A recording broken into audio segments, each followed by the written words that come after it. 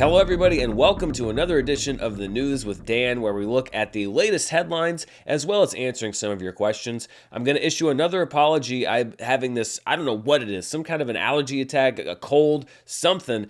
So if I sound congested, it's because I am very much. It feels like my head is in a vice. It's not COVID. That's all that I know. The rest is a complete mystery to me. So just in case it sounds like I'm a little sick, I am a little sick, but it's okay because we're going to keep going through the news and we're going to talk about so much that's going on. This new rollout with HBO Max, the Cannes Film Festival, as I mentioned, your questions, as well as a couple of other news items. So let's roll right into the main story for today, and that is the introduction of Max, which is formerly HBO Max, which was formerly HBO Go / HBO Now, which was formerly HBO. Boy, the streaming wars are weird, aren't they? Tuesday was the official rollover date for HBO Max to become Max, and the rollout has been marred by some issues big and small ever since. The first thing that surprised a lot of people, including me as a Max user, was that you had to, at least for some users, not just wait for your HBO Max app to convert to Max, but download a completely separate app. Tuesday, when I went to my Apple TV to see if HBO Max had rolled over, I got this prompt that said, oh, you have to go download this other app now and then sign in there.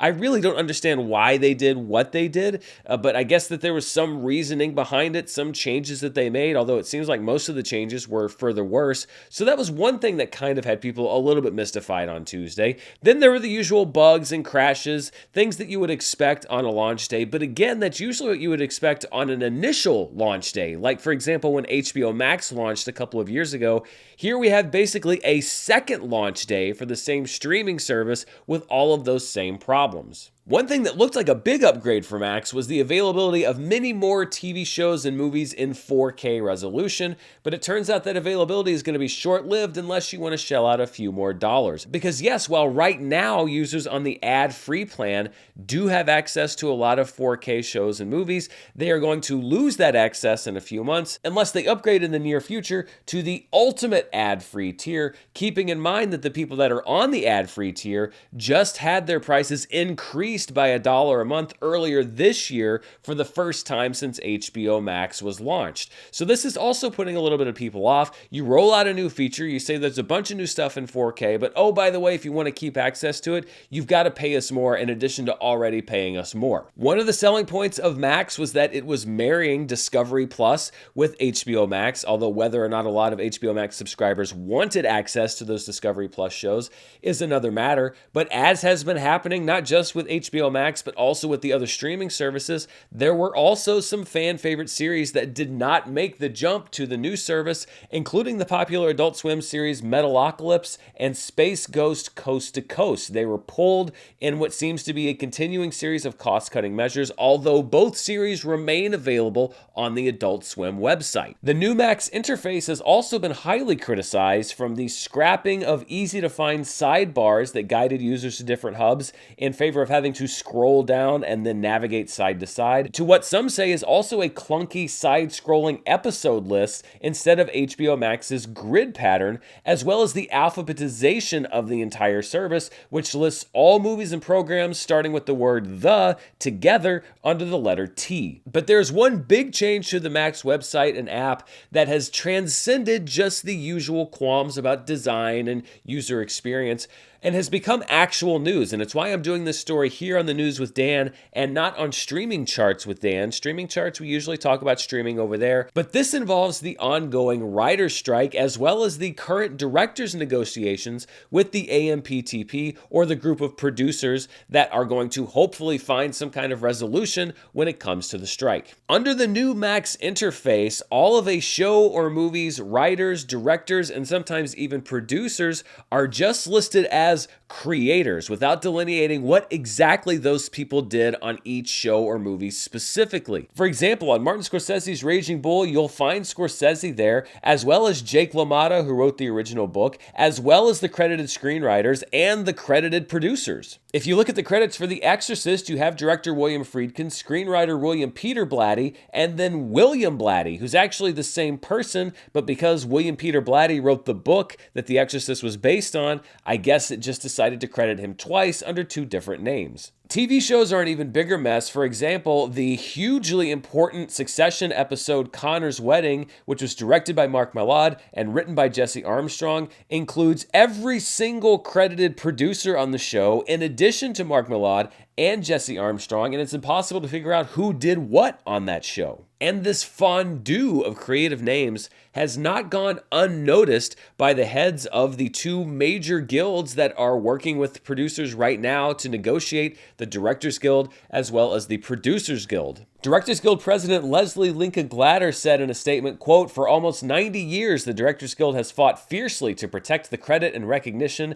deserved by directors for the work they create. Warner Brothers Discovery's unilateral move without notice or consultation to collapse directors, writers, producers, and others into a generic category of creators in their new Max rollout while we are in negotiations with them is a grave insult to our members and our union." Writers Guild America West President Meredith Stein said, quote, "Warner Brothers has lumped writers, directors, and producers into an invented, diminishing category they call creators. This is a credits violation for starters, but worse, it is disrespectful and insulting to the artists that make the films and TV shows that make their corporations billions.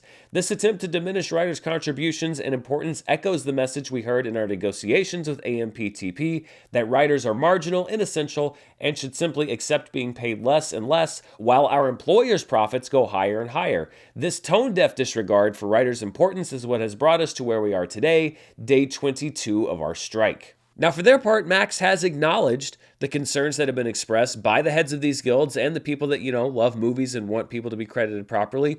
They released a statement yesterday that said, quote, "We agree that the talent behind the content on Max deserve their work to be properly recognized. We will correct the credits, which were altered due to an oversight in the technical transition from HBO Max to Max, and we apologize for this mistake." Now, even if this was just an innocent mistake, it's a pretty big one because if you're Warner Discovery, you're one of the big producers in the middle of negotiations with directors and actors and writers right now, looking to avoid even more labor stoppages in the near future. You don't want to give them any more leverage. You don't want any more bad optics, and that's exactly what this is, bad optics. But on top of that, in that statement from Max, to say that this was a technical glitch in the transition from HBO Max to Max, no, you don't accidentally, through some kind of a technical glitch, remove the credits from a director and a writer and a producer and then throw them all into one pool together. There is coding that's done. These apps don't just make themselves, at least not yet. There are human people that type in code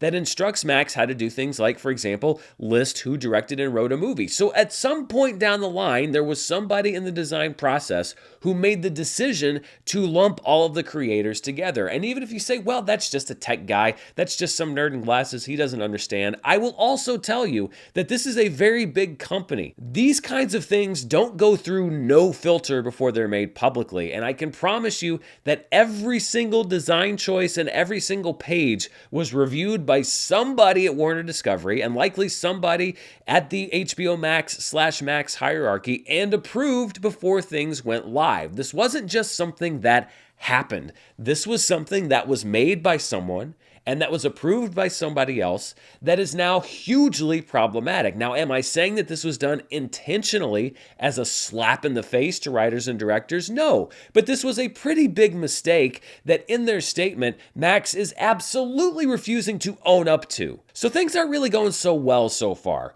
for Max/HBO Max, the artist formerly known as HBO Max. I agree the design is worse in this iteration than it was in the previous one. So you've introduced a new app for a lot of people, or at least an updated app that seems like a downgrade from the previous version. They're going to start upcharging people for things like 4K resolution, which doesn't bode well if you're looking to join them long term. Well, how long is this feature that I want going to actually remain at the price point that it is? You've already raised prices again. For people that are fans of HBO and love that prestige content, you now have Dr. Pimple Popper as a suggested show alongside the latest acclaimed HBO Max or Max original documentary. Things are pretty messy right now with Max, and I get it. If this was their first streaming service, it would make sense. Nearly every streaming service is an absolute shit show on launch date. But here's the thing. HBO Max was already an established and I think pretty technically functional service that they have stripped stuff out of, which to me makes me ask, what the hell are they doing over there. And if Max slash HBO Max slash Warner Discovery wants to actually win this streaming war and continue to gain a foothold, then they really need to get their act together. Because if this is an example of the new regime and the organization that you can expect from them, then I think that there's going to be a very, very long road ahead for them to be seen as legitimate contenders. Let's move on now to the Cannes Film Festival, one of the most popular and prestigious film festivals in the world. It is in its final days and will be wrapping up this weekend. And as always happens, there have been some critical hits and some critical misfires with some of the most high-profile films that were brought to the festival, including a potential summer blockbuster that may have made a critical error. But let's look first of all at some of the more high-profile films that made their debuts. And there was perhaps none more high-profile than Martin Scorsese's Killers of the Flower Moon, and critical response has been ecstatic for his latest film. It's over 3 hours long, as it seems every Martin Scorsese film has been in the last 10 years or so, and really seems to be establishing itself as a frontrunner in the 2023/24 awards season race, including for actress Lily Gladstone. She's being set up as an early Oscar frontrunner for perhaps Best Supporting Actress. Killers of the Flower Moon is a joint venture between Paramount and Apple TV Plus. It's kind of a strange bedfellow situation here. It's already been guaranteed a theatrical release. It's going to be in a limited engagement in October. It will then go to a wide engagement, and it will then at some point go to Apple TV Plus. But this does seem to be as advertised, and Killers of the Flower Moon is a name that you are going to hear again this fall and probably going into the winter and awards season. Another film that's gotten a lot of buzz is May December from director Todd Haynes. It's his first narrative film since 2019's Dark Waters. The movie stars Natalie Portman as an actress who's studying Julianne Moore, who's married to a much younger man played by Charles Melton, in order to play her in a movie, and of course complications ensue. Netflix already has distribution rights to May December and will be releasing it later this year, and if the critical buzz holds, then we could see some pushes, especially in the acting categories, for this film later in the year. Wes Anderson's latest film, Asteroid City, has gotten positive reviews thus far. It's going to be opening on June 16th in limited release against The Flash and Elemental, and then will be expanding starting the next weekend. I'm always a fan of a new Wes Anderson film, and it looks like this is pretty much right down the middle what you would expect from him.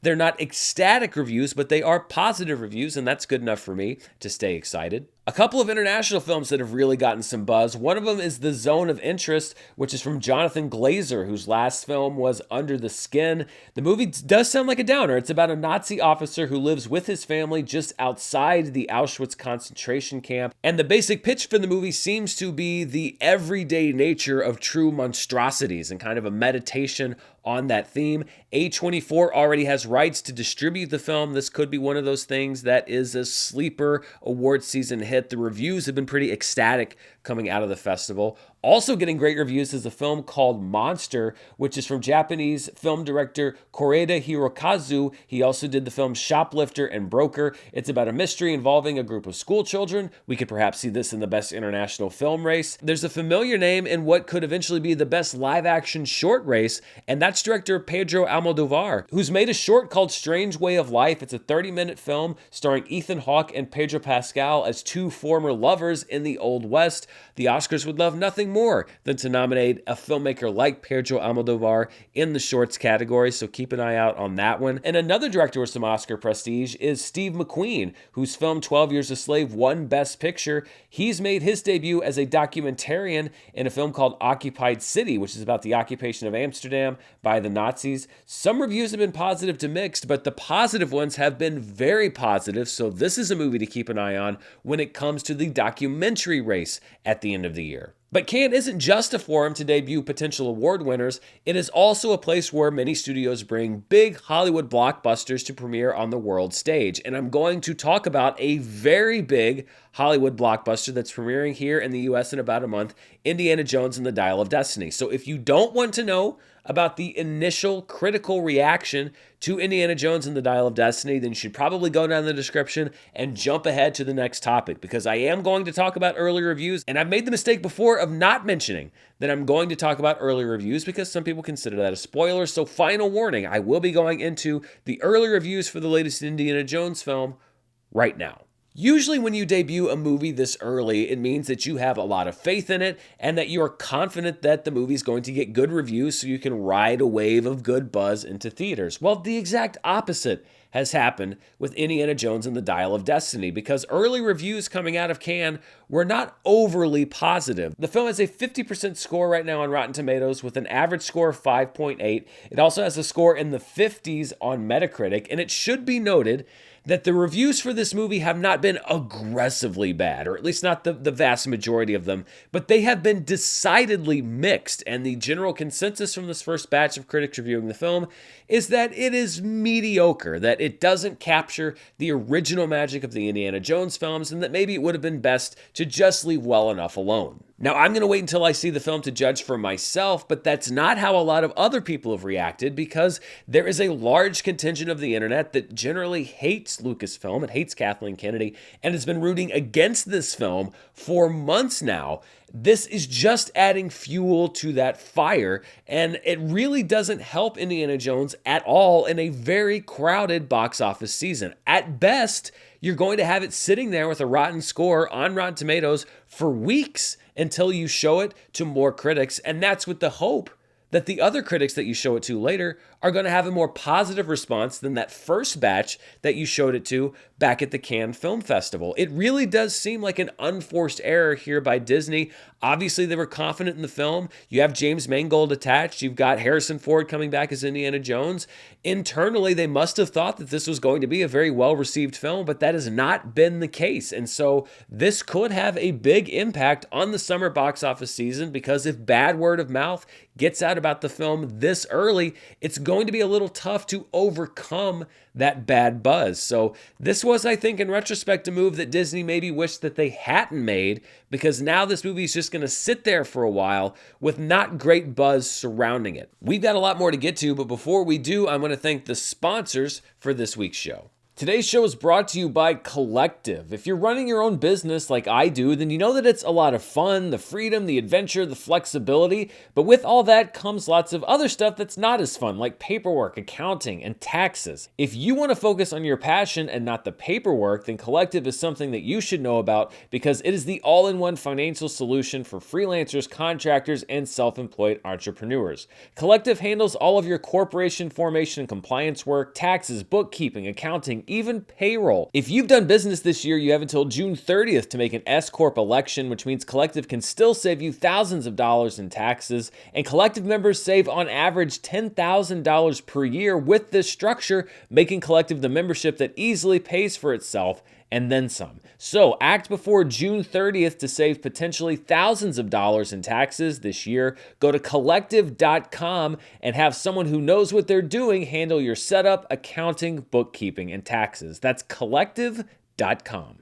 This episode is brought to you by Athletic Greens, the makers of AG1. We are coming up on Memorial Day weekend, the official kickoff of summer, which means the pool, vacations, mowing the lawn, all that fun stuff. And that also means it's more important than ever to make sure that you're giving your body what it needs. I take AG1 every day when I do my breakfast shake, and it makes me feel like I'm covering my nutritional bases and just starting my day off right. It's really been helping me with improved digestion and gut health, a big focus of mine. But it's also great to know that I'm giving my body everything it needs to get through the day, whether I'm hanging out by the pool or more likely making a video.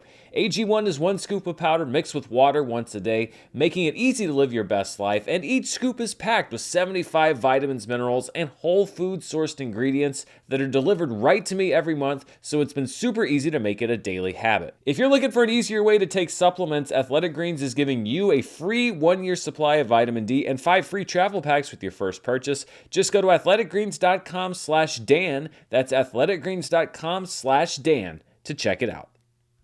One director that's been a favorite of the Cannes Film Festival in years past and has headed the jury before at Cannes is Quentin Tarantino, and he made a very unexpected announcement regarding one of his fictional characters, which is that Rick Dalton, the man who was the main character of Once Upon a Time in Hollywood, played by Leonardo DiCaprio in that film, apparently in the fictional world that Quentin Tarantino inhabits, which is now colliding with this world, passed away last week at the age of 90. Taking things a step further, Tarantino turned the last episode of his Video Archives podcast, which he does with Roger Avery, into an in memoriam episode for Rick Dalton, disclosing all of these details about his past, including that he was turned down for the role of Gary, the leader of the Arctic Research Station in John Carpenter's The Thing, and that Dalton had a hit action franchise in the 1980s with a group of films called The Fireman, which launched a late career direct-to-video action renaissance for the actor. And of course, Tarantino also claims to have met Dalton himself back in the 1990s. It should be noted that Tarantino said a while ago that he was writing a book called The Films of Rick Dalton, which would basically be a faux retrospective on Dalton's career. So maybe this is a tie-in to the imminent release of that book. We don't really know yet. I have to say, though, I read the novelization of Once Upon a Time in Hollywood, and to call it a novelization of the film would be a bit generous, because I would say 30 to 40% of the story, or maybe even more, was literally the backstory of the TV show Lancer. Lancer is the show that Leonardo DiCaprio had the bad guy role in and couldn't remember his lines. It was one of my favorite parts of the movie. But when I say it was the backstory of the show Lancer, I don't mean like Rick Dalton being cast as the bad guy in Lancer.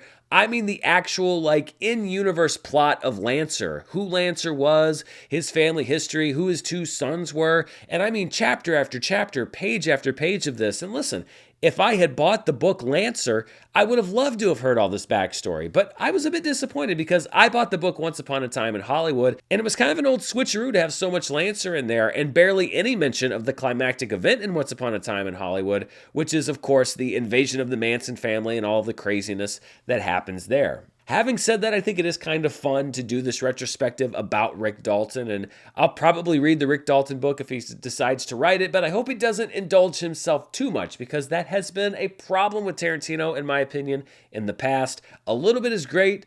Too much can be too much of a good thing. So from fake obituaries, which are all in real fun, sadly, I did want to also transition to a couple of actual people who have passed away here in the last couple of days. I know I don't do this as much on the channel since these shows aren't exactly every week on the dot, but I couldn't let the show go by without mentioning both of these names. The first is Tina Turner, who, I mean, listen, we could do a whole show here just about her musical career, but kind of confining it to the world of movies and TV. Her songs have been featured in countless movies and TV shows. She also appeared in movies including Tommy, Last Action Hero, and perhaps her most memorable role as Auntie Entity in Mad Max Beyond Thunderdome. Tina Turner's life also inspired the film What's Love Got to Do with It, which generated Oscar nominations for Angela Bassett and Lawrence Fishburne. And she was the artist for the theme to GoldenEye, Pierce Brosnan's first James Bond outing. And as a performer, Tina Turner was electrifying. If you haven't seen her perform, do yourself a favor, go out on YouTube or wherever else, find concert clips of Tina Turner from the 60s, 70s, 80s, going into the 90s. She was one of the best performers of all time. Her music was incredible. She helped to revolutionize the music industry, and she overcame so much in her life to become the person that she was. Truly, she was a one-of-a-kind icon. If you're not familiar with her and her work, then you are in for a treat. Also, a shocking death just a couple of days ago. Actor Ray Stevenson, who was so versatile that he was probably known to many different crowds, for the premium cable TV crowd for his roles in HBO's Rome and the Showtime series Dexter, to the Marvel Comics crowd as the Punisher in Punisher Warzone, as well as Volstagg in the Thor films, and to cinephiles as an actor in movies ranging from The Book of Eli, the Divergent series, last year's RRR, G.I. Joe Retaliation, The Other Guys. He also did voices in the Star Wars franchise. He had an upcoming role in the Ahsoka series. Ray Stevenson really was one of those actors that you may not recognize instantly when you saw him on screen, because he was so versatile and could change his appearance and could change his performance. You could not buttonhole or pigeonhole him. You didn't know exactly what kind of character he was going to play, but you knew that that character was going to be interesting. So, two dynamic and versatile performers that we've lost just in the past couple of days, Tina Turner and Ray Stevenson. And as always, my thoughts go out to their friends, family, and fans. So let's wrap up the show by taking your questions. And as always, I invite you to leave any questions you might have for me in the comments with the hashtag AskDan. That hashtag's important because that's how I go through and find them. And we had some great questions that were sent in this week. The first one is from Taha Kambadi, who says, would you consider making a behind-the-scenes episode for Charts with Dan, even a live stream? I'm always fascinated by how well edited and well produced those episodes are, and in such a short amount of time. Well, thank you for that compliment. I guess I could make one of those, but it would be very boring because it is literally hours of me just sitting at a computer, usually either with my iPad on the table or I've got a double screen at my editing bay, just going back and forth or waiting for final numbers to come in or doing research on previous box office weekends. So it would be an intensely uninteresting behind the scenes episode.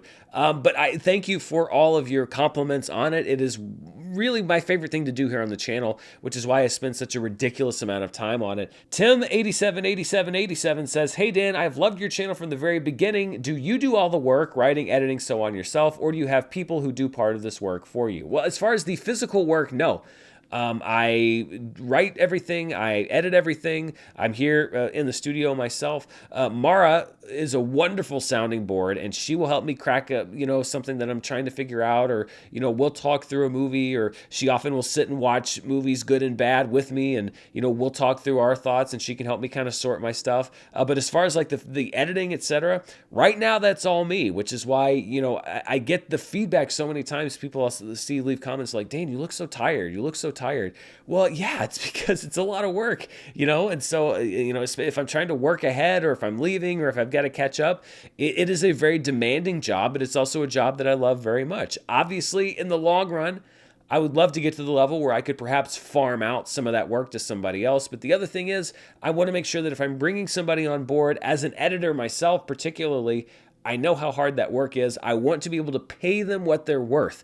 I don't want to just pay somebody a fraction of what you should be paying an editor. So it would probably be a little bit longer than perhaps if I was willing to pay less. But I want to get in the position to have an editor who I could pay the actual value of an editor, which is invaluable. I think that editors are, there are a lot of important jobs, but editors ultimately are the people that piece all of these different things together. Corey Wooten says, I've really enjoyed your Sundance coverage the last couple years. Would you consider covering other film festivals in the future? Since it's near your market, relatively speaking, I would be interested in seeing you attend Fantastic Fest in Austin, Texas this September.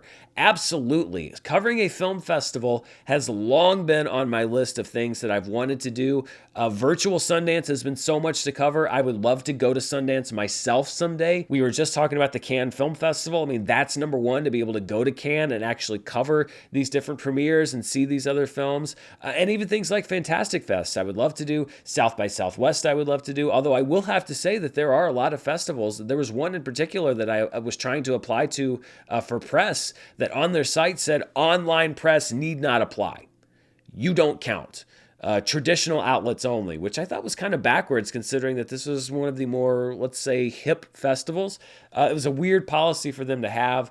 But even given, the ability to cover as a member of the press, the other thing just financially is that it is a big investment to cover a film festival. I don't work for an outlet that it's going to cover travel expenses or is going to cover the expense to buy a pass or cover lodging, etc. So it's also at a point where I have to be able to make the financial investment to go and cover one of these festivals and say, like, well, how much would my coverage generate?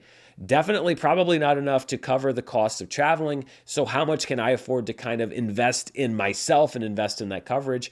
And, it's not a small number. So I absolutely want to do that. I will do that someday, even if I have to save up for 2 or 3 years to do it. And I look forward to it. Mark M says, would you ever consider trying to start up movie fights again with the Screen Junkies folks? I would absolutely do that. I would love to do that. If I was going to be regular, then it would have to be virtual because I don't live in Los Angeles anymore. But I love doing movie fights. We stopped doing it for various reasons. But I would absolutely start up movie fights in a second if they asked, or try to work out some kind of an arrangement or something like that. But, things there also have taken a bit of a different direction. Their priorities rightly are in other places. If you look at what fandom has done and the acquisitions, etc., they are growing as a company. And, what we used to do at Screen Junkies is a little little bit more on the back burner for them. But at the same time, 100%. If they asked, I would do it in a heartbeat. And finally, this is a question from Rev, who says, you are a film reviewer and film YouTuber in general that I tend to hold in high regard compared to a lot of other reviewers, not necessarily because of your opinions and me agreeing with them, but more so in how you try your best to convey them either as objectively or empathetically as possible. When you're saying something you know is objective, you make that clear. When you say something that is subjective, you also make it clear that this is your own personal opinion. All this, and you execute your takes with mostly a rather empathetic and understanding tone of voice and reasoning. My question for you is this: do you actually have your own personal standard when it comes to how film reviewers should go about their work? Of course, people can have their own unique voices and styles of film criticism, but I have seen time and time again film reviewers who are overly angry or unnecessarily cruel towards certain films. This includes their tone of voice. The worst is when I see people focus less on the film and more on the people making them, outright making hateful comments that at times can lead to misogyny, racism, homophobia, etc. In a way, I'm asking, if you had the influence to create an ethical standard in film reviews, how do you think it would look like? Well, thank you, first of all, for those compliments. That impression that you get as far as my criticism is what I'm going for, which is that I'm giving my opinion, but I'm also not here telling you that it is the objective truth. I'm just explaining how I feel. And when it comes to, some kind of an ethical standard, it's a tricky situation because, who am I to sit here and say, well, this is what a film critic should be or should say or should do or shouldn't do. In general terms, though, I think that if somebody wants to say they are a legitimate film critic, then the one thing that I think you have to have is good faith, meaning that you don't go into a film with your opinion already set, or you don't go into a film saying like, well, I'm going to hate this for my channel because that's my brand, so I have to hate it. So I'm going to go into the film looking for things to hate for my channel so that I can scream and yell about them. I've screamed and yelled about movies, multiple Transformers films, but I don't go into those films saying, I'm going to go in looking for this thing that Michael Bay does so that I can be angry because that's my brand. It's just how those films hit me. So you can be passionate about film, you can be angry about film, but I think the thing that if you want to call yourself a film critic that you have to have is a good faith intention to genuinely give that film a shot, good or bad, love or hate. You have to actually open yourself up to the possibility of what that film has in store for you. And that's what I have with every movie. Some people say like with the latest Fast X movie, for example. Oh, well, he's hated every other film in the Fast franchise. Of course he didn't like this film. I went into Fast X with an open mind, and I said my review for the first 45 minutes or so. I was having a great time. I was digging the hell out of that movie. I think that it went off the rails after that, but I sat there for that first, hour-ish and was like, could this actually be a legitimately enjoyable Fast movie for me? I liked Fast 5 a lot. I enjoyed Furious 7. I want things to be good. I don't want to sit in a movie for 2 hours, 2.5, 3 hours, miserable and hating the experience. I never want that. I want to love every movie. It's just not how it works out sometimes. But that to me is what a critic is. It's somebody who has a passion for film or film criticism, but hopefully both, and who is willing to walk in with a truly undecided mind and then share their open and honest and true criticism. The other stuff, the more agenda-led stuff, is pretty easy to spot. There are some channels that you can go out there and find. If Brie Larson's in the movie in any way, shape, or form, then you can guarantee that on that channel, around the time that movie comes out, you're going to have 5 or 6 or 10 or 15 videos about how Brie Larson is the worst actress in the world and this movie's garbage, etc., etc. Or it's a good film, but, in spite of her, because she sucks and she hated everything. Kathleen Kennedy and Lucasfilm. There's certain channels, you look at those channels, you can say, okay, well, anything that Lucasfilm is involved in, you're going to have 5, 10, or 15 videos, etc., because that's the brand.